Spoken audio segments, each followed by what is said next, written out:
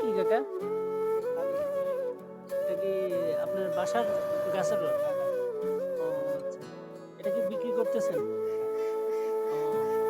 ও কয় টাকা গ্লাস কাকা?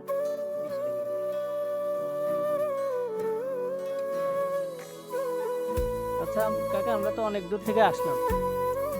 তো আমাদের কাছে তো টাকা নাই। এ আমাদের কি খাওয়ানো যাবে তাহলে রস? খাওয়ানো যাবে না? মাশাআল্লাহ। ঠিক আছে। তাই? আচ্ছা ঠিক আছে কাকা।